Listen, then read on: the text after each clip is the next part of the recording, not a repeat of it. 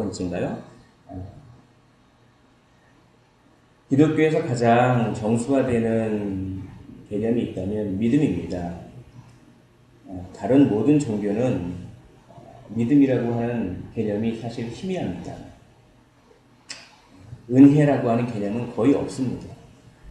기독교를 제외한 다른 모든 종교는 제가 감히 말씀을 드리겠는데 거의 다 어떠한 공로에 의존하는 그러한 구원론을 가지고 있습니다. 유일하게 독특하게 기독교만 나의 어떠함이 아니라 하나님의 어떠함 때문에 우리가 그저 구원을 받고 그 하나님을 그냥 붙잡기만 하는 이 믿음이라고 하는 은혜라고 하는 개념이 있습니다. 그래서 이 믿음이야말로 기독교의 정수입니다. 이 믿음을 잘 마음속에 새기실 때 우리는 우리의 삶을 극복할 수 있습니다.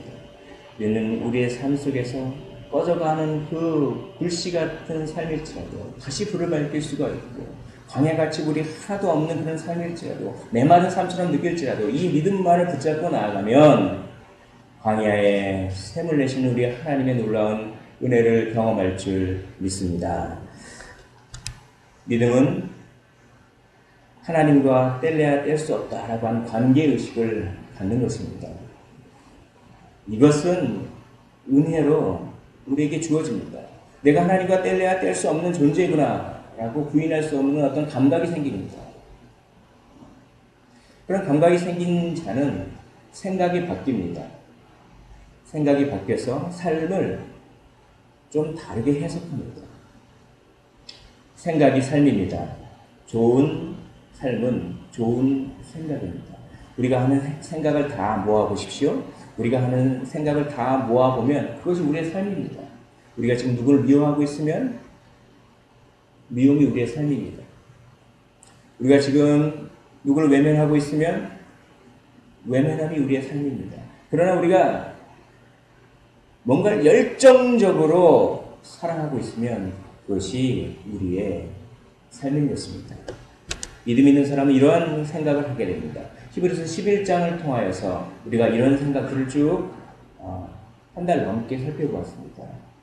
우리 믿음의 조상들은 이런 생각들을 가지고 삶을 극복했습니다.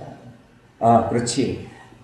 지금 내 삶이 힘들지라도 이 삶은 하나님의 선한 계획의 일부분이지. 그러므로 이것은 선한 것이지. 라고 하는 해석. 그래, 연연할 필요가 없다. 지금 꼭 내가 살아있을 동안에 정답을 알 필요가 없다. 정답은 이미 있기 때문에. 얼어붙을 필요가 없다. 두려움 앞에서 얼어붙을 필요가 전혀 없다. 왜냐? 하나님께서 함께 하십니다. 내가 지금 고난을 받으면 이 고난이 전부 나중에 상으로 바뀐다. 그러면 한번 이 고난에 부딪혀보자. 고난에 부딪혀서 당하게 되는 상처는 나중에 다 기쁨으로 바뀝니다. 응어리가 벗겨지면 우리는 더 순종할 수 있다. 우리 안에 있는 응어리, 낙담의 응어리, 미움의 응어리, 그런 응어리들이 벗겨지면 나는 더 많이 순종할 수 있다. 내가 어떻게 이 사람을 사랑할 수 있지? 도저히 사랑할 수 없는 사람도 사랑할 수 있다. 두려움에 맞서면 그것을 하나님께서 사용하셔서 믿음의 사람이 세워집니다. 내가 지금 두려움에 맞서는 것은 정말로 의미 있는 일이다. 사람에게 가치를 두면 무서움을 극복할 수 있다. 사람을 더 좋아하면, 사람을 환경보다 더 좋아하면 그 환경을 이길 수 있다. 라고 하는 이런 생각들을 가지고 아브라함부터 시작해서 노아, 그런 믿음의 조상들이 다 이런 생각을 가지고 삶을 극복했다라고 히브리서에 써 있습니다. 그들은 왜 이런 생각을 하게 되었을까요? 무엇이 그들에게 이런 생각을 갖게 했을까요? 그것은 하나님의 성품입니다. 이 모든 믿음의 조상들은 하나님의 성품을 경험했던 것입니다. 하나님은 전지하신 분이시고, 하나님은 전능하신 분이시고, 하나님은 아름다우시고, 하나님은 사랑이 많으시고, 하나님은 한번 약속을 하면 반드시 지키시오 라고 하는 이 하나님의 성품을 경험해서 자연스럽게 그 성품을 경험한 사람이 어떠한 환경에 딱 들여질 때 이런 생각들이 불쑥 쏟아나지는 것입니다. 그러므로 하나님의 성품을 경험하는 것이야말로 어떻게 보면 믿음입니다.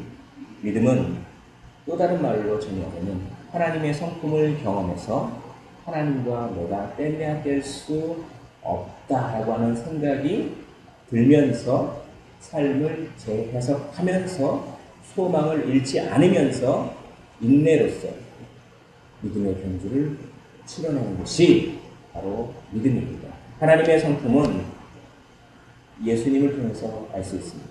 하나님의 성품이 생각을 이끌어냅니다. 그리고 하나님의 성품은 예수님을 통해서 알 수 있습니다. 그러므로 좋은 생각은 예수님을 계속 생각하면 좋은 생각이 됩니다. 우리 안에 죄성이라고 하는 것이 있습니다. 우리가 구원을 받아도 여전히 죄성이 있습니다. 이 죄성은 우리가 육체를 벗어날 때 없어집니다. 이 죄성이 어떤 역할을 하냐면 어두운 생각을 계속 집어넣습니다. 그래서 의지를 가지고 선한 생각을 억지로라도 하지 않으면 가만히 있으면 그냥 나쁜 생각을 합니다. 그것이 인간입니다. 어떻게 하면 좋은 생각을 할까요? 우리의 의지를 발동해서 예수님이 어떤 분인지를 깊이 생각하는 것입니다. 그러므로 히브리서는 예수를 깊이 생각하라. 예수를 깊이 생각하라. 예수를 깊이 생각하라고 하는 이 말씀이 곳곳에 있습니다. 저는 히브리서를 단 한 줄로 요약하라면 이렇게 요약하고 싶습니다. 예수를 깊이 생각하십시오. 예수를 깊이 생각하면 인내가 생깁니다. 예수를 깊이 생각하면 하나님의 성품을 경험해서 우리의 생각이 바뀌는 것입니다. 예수님의 성품을 지난주에 풍랑을 잔잔케 하시는 것을 통해서 알아봤습니다. 풍랑을 잔잔케 하시는 그 예수님, 자연마저도 다스리시는 그 예수님. 사랑하는 성도 여러분, 자연마저도 다스리신 그 예수님이 우리를 사랑하면 우리가 못할 게 뭐가 있겠습니까? 우리가 낙담할 게 뭐가 있습니까? 풍랑 보고 조용히 해! 한마디 아니라 풍랑이 쫙 조용해지는 것입니다. 그런 예수님이 우리를 사랑하는데 무엇이 문제가 되겠습니까? 그 예수님의 성품을 믿으십시오. 우리의 작음에 연연하는 환경의 큼에 연연하는 안됩니다. 예수님의 크심에 초점을 맞추십시오. 그것을 겨자씨 하나님 만한 믿음이라고 합니다. 믿음에는 작은 믿음이 있고 겨자씨 하나님 만한 믿음이 있다고 제가 지난주에 설교를 했습니다. 작은 믿음은 또 겨자씨 하나님 만한 믿음은 똑같이 겉으로 보기에는 작은 믿음 같습니다. 그러나 180도 다릅니다.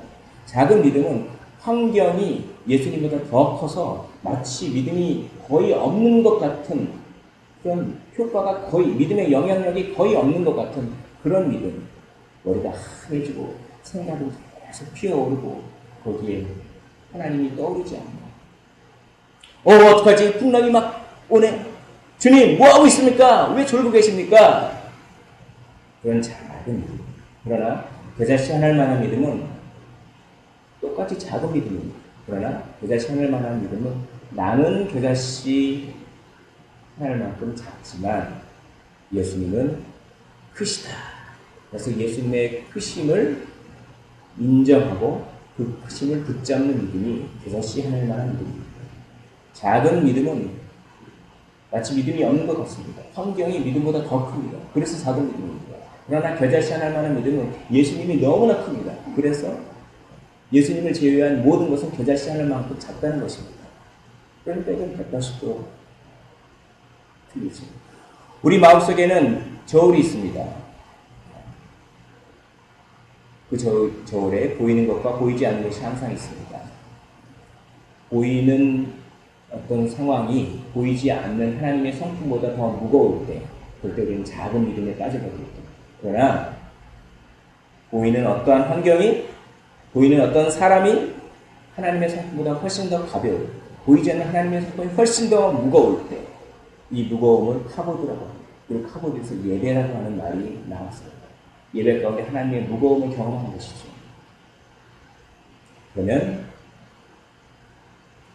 우리의 믿음은 겨자씨 하나만한 믿음이 되는 것입니다. 보이지 않는 성품이 보이는 어떤 것보다 무거울 때 그렇습니다. 그 무거움을 어디서 경험할 수 있습니까? 예배를 통하여 경험한 것입니다. 제가 소원하기는 이 예배를 통하여서 하나님의 그 놀라운 영광의 거룩한 무게가 우리를 괴롭히는 상황, 그것보다 더 무거워서 하나님의 영광을 경험하시기를 주님의 이름으로 축원을 드립니다. 마틴 루이지 존스가 이렇게 말했습니다. 여러분이 믿음이 거의 없어 아무 일도 할 수 없다고 느낄 때 하나님이 여러분을 결코 놓지 않을 것이라는 사실을 믿으십시오. 그를 붙들고 있는 나의 약한 손이 문제가 아닙니다. 중요한 것은 나를 붙잡고 있는 그의 강한 손입니다.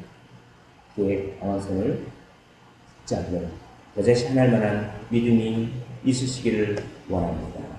자, 오늘은 또 다른 하나님의 성품을 보려고 합니다. 풍랑을 잔잔케 하시는 그 하나님의 성품뿐만 아니라 또 다른 하나님의 성품을 보려고 합니다. 이 또 다른 하나님의 성품은 오늘 마가복음과 누가복음에 동일하게 나타나는데, 마가복음과 누가복음에 이 풍랑이 잔잔케 하는 사건 전후로 어떠한 사건들이 나옵니다. 동일한 계열입니다.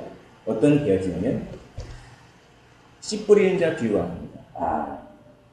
길가밭에 씨가 뿌려지고 돌짝밭에 씨가 뿌려지고 그리고 가시덤불에 씨가 뿌려지고 좋은 밭에 씨가 뿌려졌는데, 그런데 길가밭에 뿌려진 그런 씨는 그냥 새가 와서 탁 그냥 먹어버리고, 그리고 돌짝밭에 뿌려진 씨는 조금 자라는 것 같은데 습기가 없어서 금방 시들어버리고, 그리고 가시덤불에 뿌려진 그 씨는 뭔가 좀 잘 자라는 것 같은데 가시의 기운 때문에 열매를 못 맺고, 좋은 밭에 뿌려진 씨는 30배요, 60배요, 100배의 열매를 맺는다라고 이 말씀을 하신 다음에 아마 그거를 배에서 하셨을 것 같아요.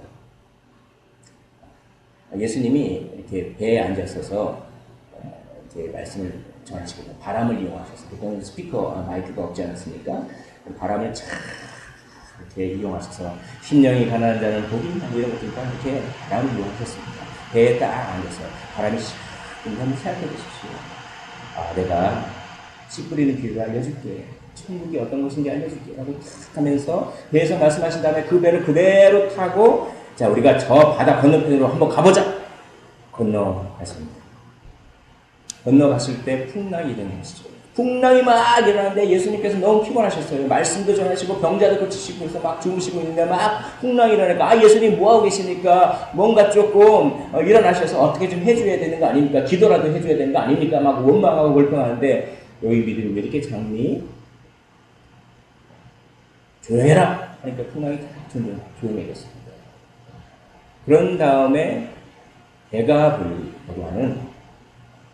데가볼리라고 하는 쪽으로 지나갑니다. 이쪽은 이방인 지역입니다. 이 갈릴리 호수를 기점으로 동쪽과 서쪽이 있습니다. 이쪽은 유대인 지역이고 이쪽은 이방인 지역입니다. 이 데가볼리 쪽으로 싹 갔습니다. 데가볼리는 데카라고 하는 10입니다. 볼리는 폴리스, 데카폴리스, 즉 10개의 도시. 로마가 10개의 도시를 세워놨습니다.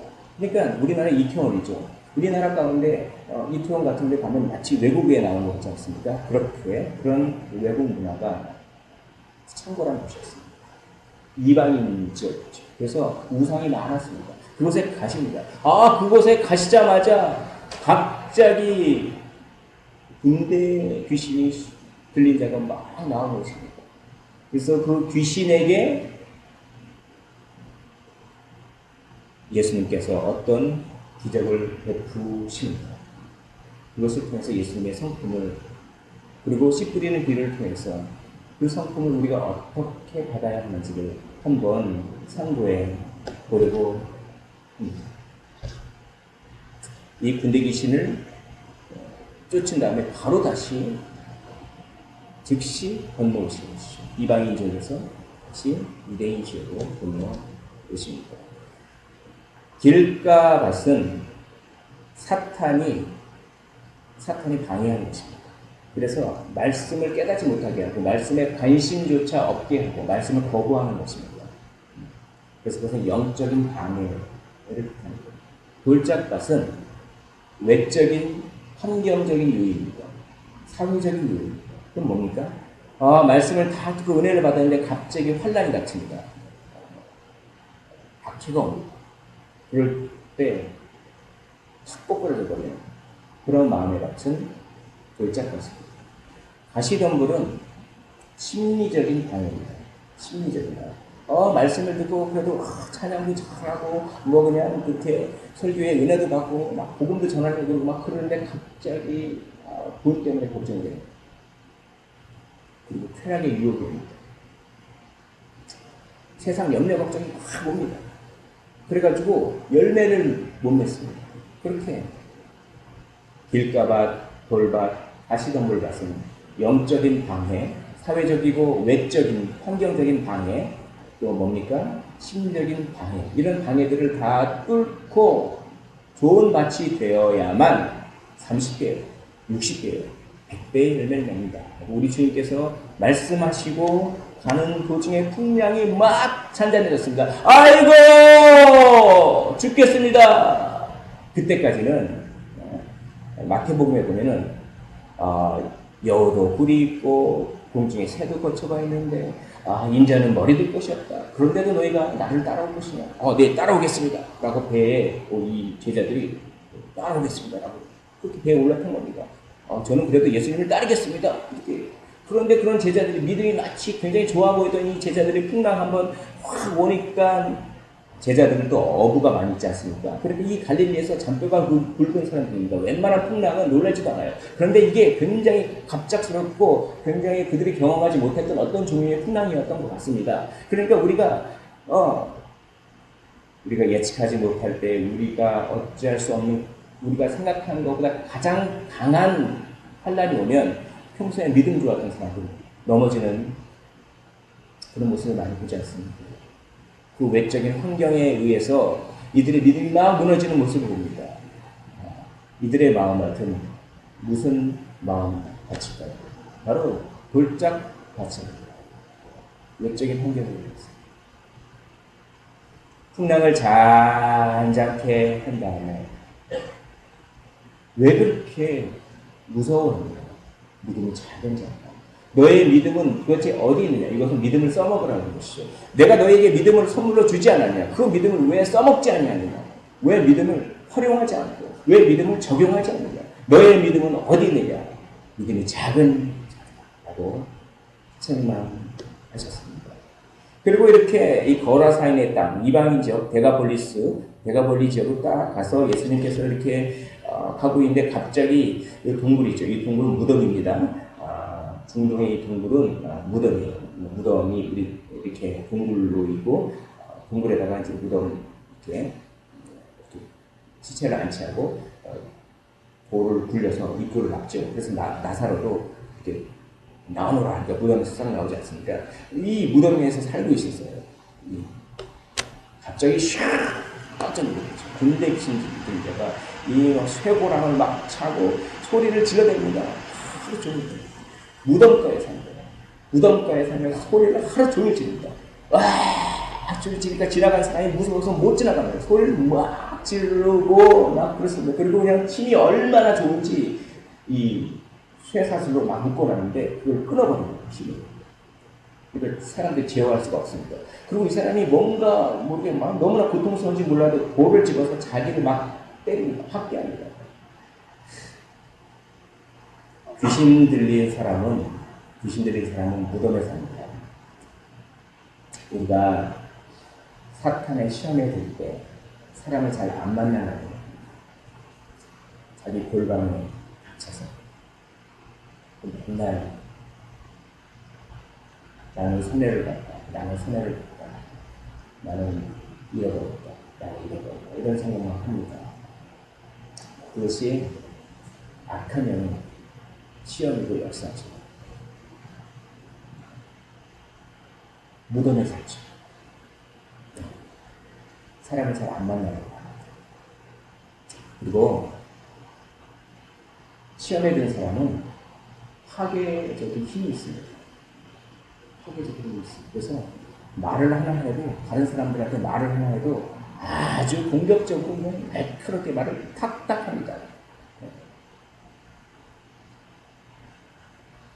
귀신들이 자정도는 아니지만 거의 악한 영의 이렇게 생각이 많이 영향을 받면서 또 무엇입니까? 자기를 학대합니다. 나는 쓸모없는 사람이야. 난 죽어야 돼.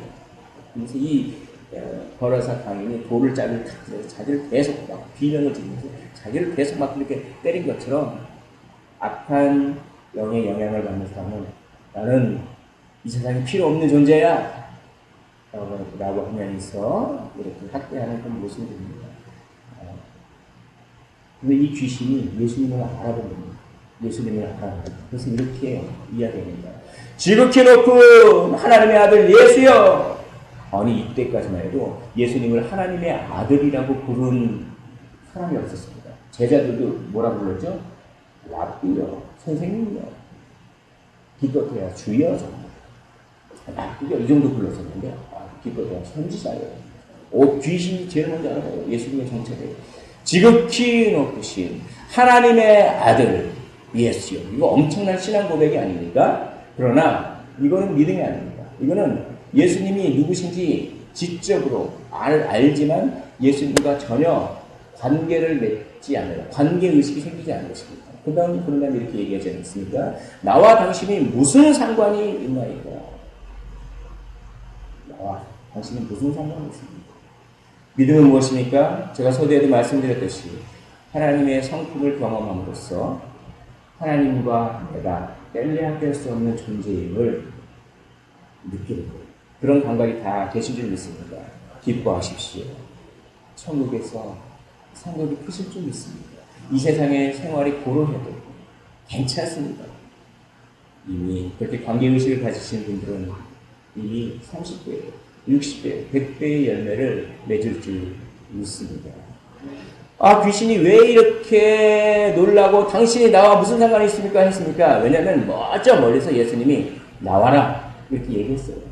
그러니까 그걸 보고 막 와서 막 쩔쩔매는 겁니다. 막 두려웁니다. 왜 두려우냐면 이 마가복음에는 안 나왔지만 누가복음에는 이런 얘기가 나옵니다. 저를 무적행에 보내지 마십시오라고 하는 말이 나옵니다.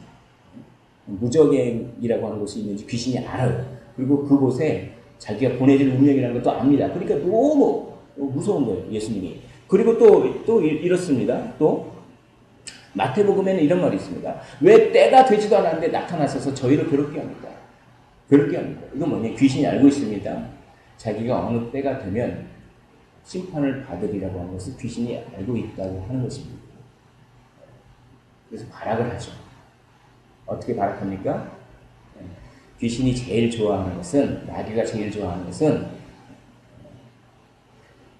하나님이 기뻐하지, 그러니까 하나님의 마음을 아프게 하는 그거를 좋아해요. 하나님의 마음이 언제 제일 아플까요? 하나님이 사랑하는 사람들이, 하나님이 사랑하는 사람들이 하나님이 기뻐하지 않는 일을 할 때 하나님이 제일 마음이 아픕니다. 하나님의 마음이 아플 때 누가 제일 기분 좋을까요? 마귀가 기분 좋죠. 그러므로 마귀가 어떤 걸 제일 좋아하냐면 자기를 학대하는 걸 너무 좋아해요. 우리 만약에 자녀가 있다고 생각합시다. 자녀가 있는데 자녀가 막 자기를 학대해요. 막 칼로 자기를 막 긁어요. 그럼 부모가 그걸 좋아합니다. 아이고 우리 자녀 막 어디 뭐 간지러니 칼로 막 여기에 긁어가지고 피가 나오게 이러지 않지 않습니까? 마음이 아픈 거죠. 그러니까 마귀는 막 생각을 집어넣어서 나는 쓸모없는 존재야. 막 자기를 학대하는 거를 마귀는 좋아하는데 왜 좋아하니까? 하나님이 그걸 너무 슬퍼합니다.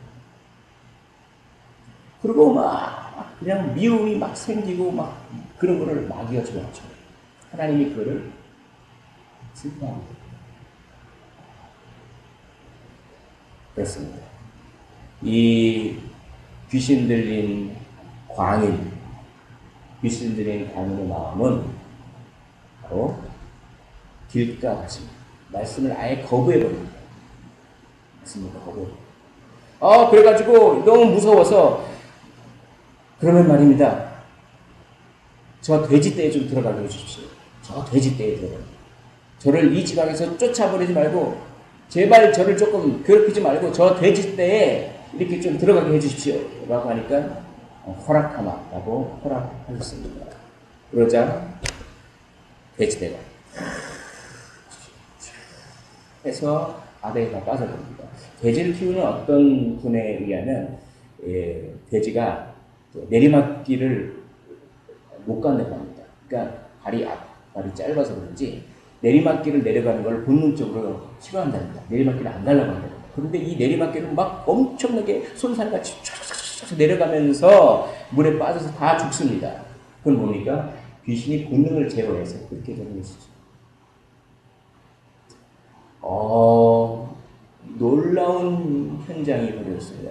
그래서 돼지떼를 치던 사람들이 이 동네 방네 소문을 막 내고, 아니 이런 일이 일어났는데 귀신이 쫓겨나고 온전해졌다. 그 사람이 옷을 다 벗고 지내는데 이제 다시 옷을 입고 온전해졌다. 근데 돼지떼가 그렇게 들어가가지고 이렇게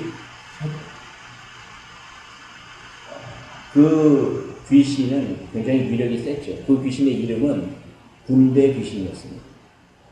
굉장히 수가 많은, 그래서 2,000마리나 되는 돼지가 보면 이렇게 엄청나게 놀라서 사람들이 막 왔습니다. 와서 아니 어떻게 이런 일이 놀라면서 예수님께 사람들이 왔습니다. 근데 사람들이 와가지고 정말 주님 정말 위대하신 분입니다. 저 그렇게 살았고 이 군대 귀신 들린 자, 우리는 제어할 수 없는 자를 저렇게 쫓아주셔서 너무 감사합니다. 주님은 정말 위대하신 분입니다. 라고 신앙 고백을 한 것이 아니라 그들이 예수께 그 지방에서 떠나시기를 간구하더라. 왜입니까?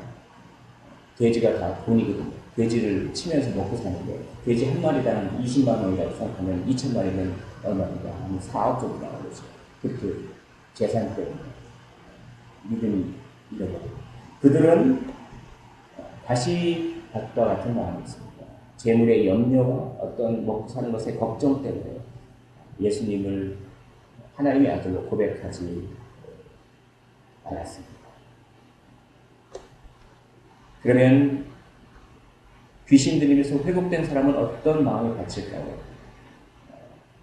이렇게 얘기합니다. 5장 19절에 이르시되 집으로 들어가 주께서 내게 어떻게 큰 일을 행하사 너를 불쌍히 여기신 것을 내 가족에게 알리라 하시니, 가족에게 알리라. 가족에게 네가 지금 어떻게 해서 이렇게 회복되게 되는지 그걸 가족에게 좀 알리라 했습니다. 그런데 그가 20절 보십시오. 그가 가서 예수께서 자기에게 어떻게 큰 일을 행하셨는지를 데가볼리에 전파하니 모든 사람이 놀랍게 여기더라 라고 말합니다. 가족에게만 전파하라고 했는데 그 사람이 가족뿐만 아니라 동네 방방곡곡 돌아가면서 복음을 전했던 것입니다. 예수님을 내가 만나서 이렇게 변했다.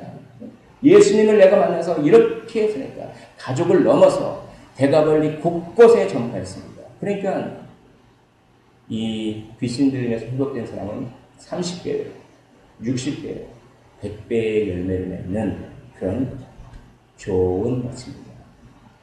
어떻게 이런 좋은 밭을 갖게 되었을까요? 오늘 예수님께서 하신 말씀에 그 힌트가 있습니다.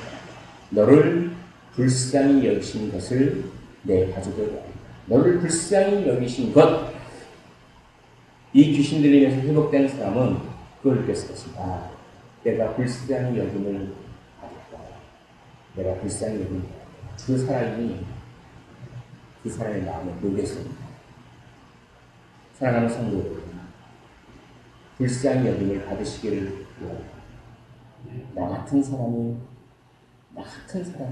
이렇게 불쌍히 여김을 받았구나. 내가 그렇게 받아들여졌구나. 이 사람이 우리를 녹입니다. 우리의 이기심을 녹입니다. 우리 자기 중심적인 마음을 녹여요.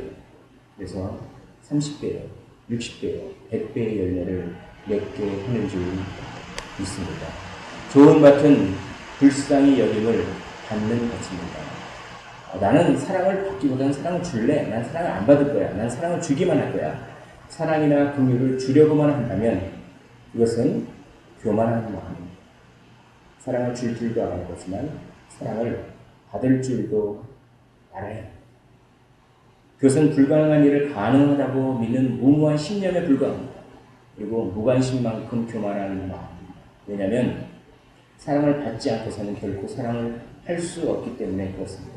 먼저 하나님께 긍휼을 받으십시오. 주님, 저를 불쌍히 여겨주십시오. 라고 긍휼을 받으십시오. 그리고 사랑을 받으십시오. 그래야만 다른 사람을 사랑할 수 있습니다. 다른 사람을 사랑할 수 있는 비결은 단 한 가지입니다. 먼저 하나님의 긍휼과 사랑을 받는 것, 그것이 성경에 말하는 비법입니다. 이 시간 절대로 사랑할 수 없는 사람이 있으십니까? 절대로 용서가 안 되는 사람이 혹시 있으십니까? 우리 힘으로는 안 됩니다. 어떻게 합니까? 먼저 사랑을 받으십시오. 우리는 사랑받기 위해 태어난 존재의 좀 있습니다. 먼저 긍휼을 받으십시오. 하나님 저 불쌍히 여겨주십시오. 그 긍휼과 사랑이 우리를 녹여냅니다. 그래서 차마 사랑할 수 없는 사람조차 사랑하게 만드는 것, 그것이 기독교의 놀라운 신비입니다. 그것이 좋은 밭이 만들어내는 30배요, 60배요, 100배의 열매입니다. 그러나 마귀는 이걸 너무나 싫어합니다. 그래서 긍휼을 받지 않으려고 하는 고집, 난 괜찮아요. 나는 어느 정도 괜찮아요. 긍휼을 받지 않으려는 고집을 심어줍니다. 하나님께 사랑이나 긍휼을 받지 않음으로써 사람에게 사랑을 주지 않으려 하고 하나님에게 지배를 당하고 싶지 않으려는 마음, 그것은 마귀의 마음입니다. 지극히 높으신 하나님의 아들이여 당신이 나와 무슨 상관이 있습니까? 라는 귀신 들린 자의 외침이죠. 우리를 얽어매고 있는 영혼의 쇠사슬은 무엇입니까? 우리 몸과 마음을 학대하고 있는 영혼의 돌멩이는 무엇입니까? 우리 안에 있는 거라사 광희는 무엇입니까? 사람입니까? 상황입니까? 과거의 상처입니까? 현재의 불안함입니까? 미래의 어두움입니까? 이 모든 것들을 없애려고 하지 마십시오. 이 모든 것들을 없애려고 하면 안 됩니다. 그냥 이 모든 것들을 끌어안으십시오.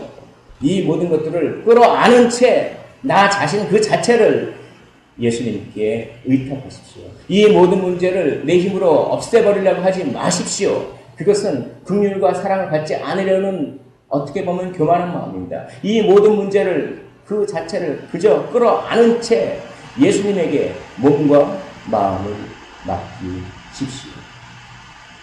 긍휼을 받으십시오. 왜냐하면 이 모든 일에 우리를 사랑하시는 이로 말미암아 우리가 넉넉히 이기입니다. 내가 확신하노니 사망이나 생명이나 천사들이나 권세자들이나 현재의 일이나 장래의 일이나 능력이나 높음이나 기쁨이나 다른 어떤 피조물이라도 우리를 우리 주 예수 그리스도 안에 있는 하나님의 사랑에서 끊을 수 없으리라. 귀신 들린 자의 쇠사슬은 끊어질 수 있습니다. 그러나 하나님의 강력한 사랑은 끊어질 수 없습니다. 하나님의 사랑을 붙잡고 그분의 사랑을 먼저 받으십시오. 그분께 우리의 영혼의 무게, 우리의 육신의 체중을 다 맡기는 것입니다. 어떻게 긍휼을 받습니까? 예수님이 불쌍히 여기시는 분을 인정하십시오. 그리고 자신의 연약함과 옹졸함을 그분께 그대로 보여드리는 것입니다. 나의 상처를 그대로 보여드리는 것입니다.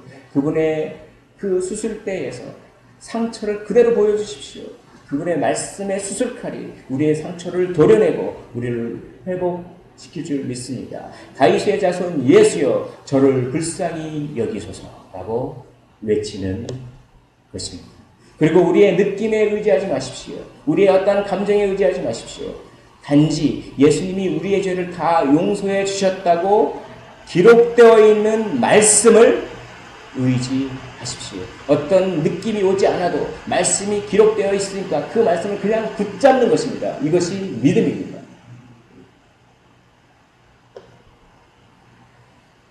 예수님은 고통받는 사람들의 부르심을 들으십니다. 예수님은 거라사 강인의 그 외침, 하는 외침을 듣고서 바다를 건너서 저기로 가시고 군대 귀신을 쫓아내자마자 다시 건너오셨습니다. 이것은 무엇을 의미합니까? 예수님이 들었다는 것이죠. 저 바다 건너편에서 매일매일 신음하고 있는 어떤 광인, 정신이 나간 어떤 광인의 외침을 예수님께서 들었다는 것입니다. 그래서 그걸 듣고 일부러 그를 찾아가십니다. 오늘 이 본문은 출애굽을 연상합니다. 애굽에서 노예된 사람들이 날마다 울부짖었습니다. 그래서 하나님께서 그 울부짖음을 들으십니다. 라고 얘기하지 않습니까? 오늘 본문은 또한 이 풍랑이 잠잠케 하는 이 본문은 요나를 생각나게 합니다. 요나가 이렇게 빠졌습니다. 그래서 물이 잔잔하게 됐습니다. 요나 보고 이렇게 얘기하는 것이죠. 아니, 당신 뭐 하고 있는 거예요? 왜 졸고 있는 거예요? 이렇게 풍랑이 있는데 이렇게 당신이 일어나서 당신이 믿는 신에게 기도라도 해야 되지 않아? 그러니까 요나가 왜 풍랑이 있는지 이유를 알고 있습니다. 저 때문에 그렇습니다. 제가 이 바다에 빠지면 풍랑이 잔잔해질 겁니다. 풍랑이 딱 바다에 빠지니까 풍랑이 잔잔해졌습니다. 마찬가지로 예수님 뭐하고 계십니까? 왜 졸고 계십니까? 일어나서 기도라도 해야 되지 않습니까? 라고 할 때 예수님이 일어나셔서 잠잠하라 라고 하셔서 풍랑을 잠잠하게 하셨습니다. 이것은 예표입니다. 예수님은 죄악의 풍랑 속으로 자기 자신을 내던지셨습니다. 그래서 우리가 잠잠한 평안을 얻을 수 있습니다. 오늘 보십시오. 오늘은 애굽의 군대가 홍해 속에 빠져드는 장면을 연상합니다. 군대가 이 홍해 바다에 빠졌습니다. 마찬가지로 군대 귀신 들린 돼지가, 즉 군대가 갈릴리 바다에 빠졌습니다. 악의 세력, 악의 군대를 바다에 빠뜨리시기 위해서 예수 그리스도는 죄악의 바다에 자신을 내던지셨습니다. 그분이 십자가를 지심으로 우리는 나음을 이룹니다. 그분의 성품을 의지하십시오. 그분은 풍랑을 잔잔케 하시고, 그분은 귀신을 쫓아내시는 분이며, 그분은 우리의 비명소리를 들으시는 분이며, 그분은 우리를 회복시키기 위하여 자기 자신을 내던질 줄 아는 분인 줄 믿으시기를 원합니다. 그 성품에 의지하십시오. 그 성품에 의지하고 그분의 긍휼을 받으십시오.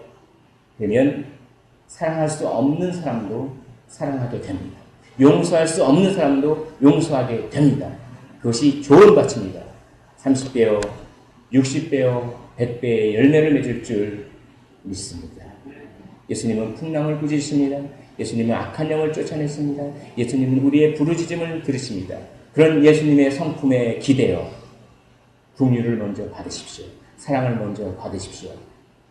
긍휼을 받는 믿음이 좋은 밭 되는 믿음입니다. 좋은 땅에 뿌려졌다는 것은 곧 말씀을 듣고 받아 30배나 60배나 100배의 결실을 하는 자니라.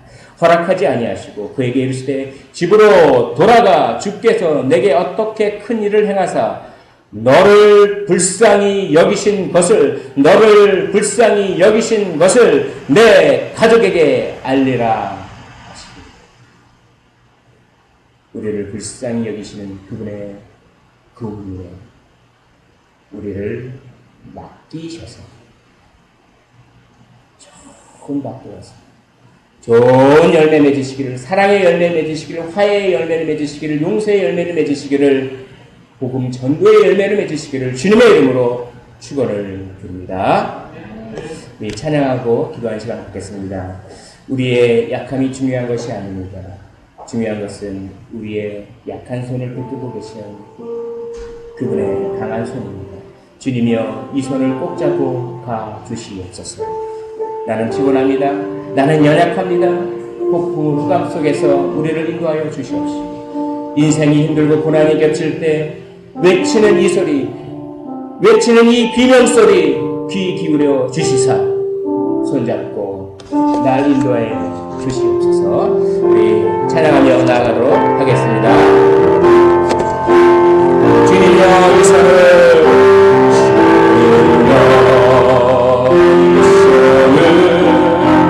꼭 잡고 가소서. 약하고 피곤한 이 몸을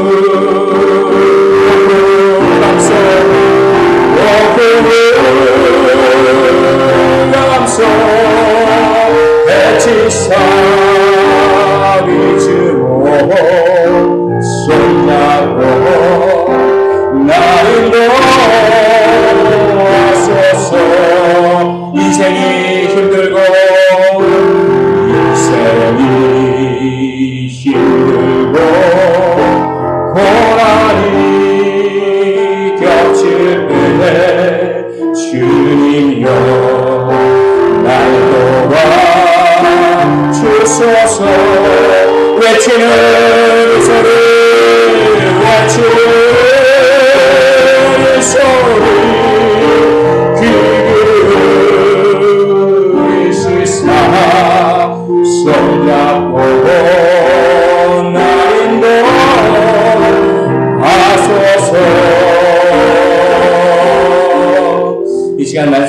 생각하며 기도하기를 원합니다. 우리의 삶이 바뀌시기를 원합니까? 그러면 단지 말씀을 듣는 데서 그치면 안 됩니다. 말씀을 듣는 데서 그치면 우리의 삶은 조금 더 변하지 않습니다. 우리의 삶이 변하기 위해서는 표현해야 합니다. 우리의 삶으로 표현하고 우리의 말씀을 전파하는데 또 기도로 표현하고 또 찬양으로 표현하는 것입니다. 우리가 표현하면 우리의 삶이 바뀝니다. 이 시간 표현하십시오. 이 시간 받은 은혜를 표현하십시오.